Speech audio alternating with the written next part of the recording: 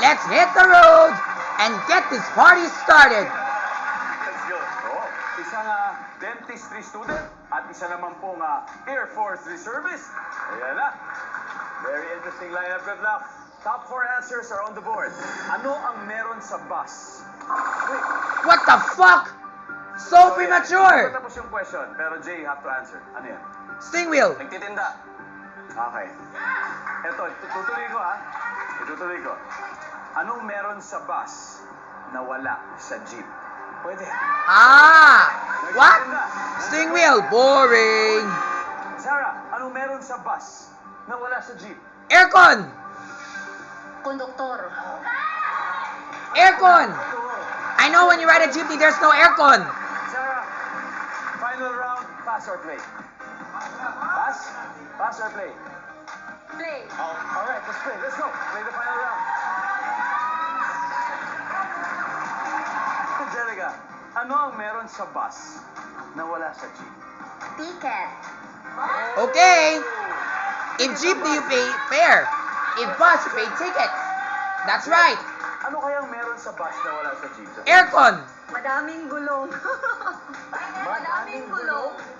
Bakit? Ilang gulong? Ilan po yung gulong ng bus? Ilang gulong ng bus? Akala ko anim. Anim? Anim. Well, it depends upon the bus you're taking. Mga 6-wheeler truck yun. Kasi meron ding 10-wheeler, di ba? May 12, may Baka lang. 8-wheeler. Baka lang. Pero meron ako minsan, alam ko yung sinasabi mo, may mga bus na animang gulong. Galing gulong. Di ba? Alam ko yan, nakikita ko yan. Gulong! Nope. Wala. Say aircon because in the bus there's aircon. Wala sa jeep. Mas malaki yung bus. So, size. Size. Okay. So, tama naman. Mas maluwag kasi sa bus. Let's see. Nandiyan kaya ang size. Come on, I remember I rode the bus going to Trinoma and there's aircon there. And I can relax. Anong meron sa bus It's na wala safer in sa the jeep? bus. TV. TV. Especially thanks to modern technology. At alam niyo, madalas napapanood ang Family Feud sa bus. Yes. Kaya batiin po natin yung mga nanonood ngayon dyan sa mga bus. Alam ko, pauwi na kayo. Kayo yung mga trabaho. Ano ba yan? Ito na, may Top relax na maniac! tayo. Sagutin lang natin ang top answer. Hey people on the bus, you get to see Mr. Top Maniac. Like Kuya Ding Dong Dantes in the bus, yo. Ngayon, ang sagot On natin, TV. nandyan ba? Ang Survey TV? says, Wala. boring. Alright guys, this is your chance.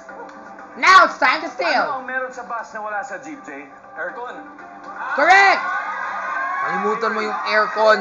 Mas malamig talaga ang bus. Bus driver. Kung masakali may jeepney driver, may bus Ano meron driver. sa bus na wala sa jeep? Pagkain. Pagkain? Okay. Actually, they do. Edison, nasa iyo ang final answer. Susundin mo ba yung sinabi nila o may sarili ka? Ano ang meron sa bus na wala sa jeep? For the win, Edison.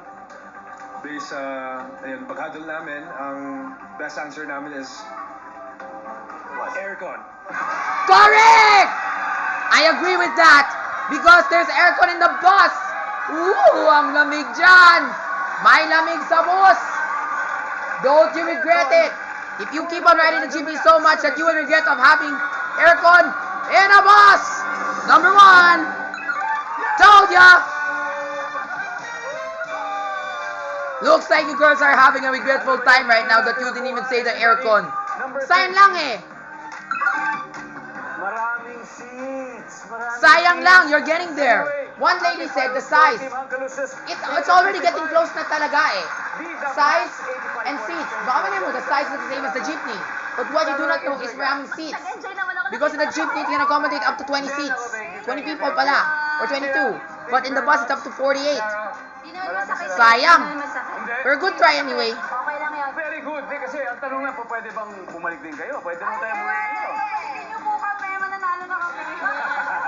Hindi ba, alam niyo, meron pa rin kayo 50,000 pesos per family. Team Vila ba?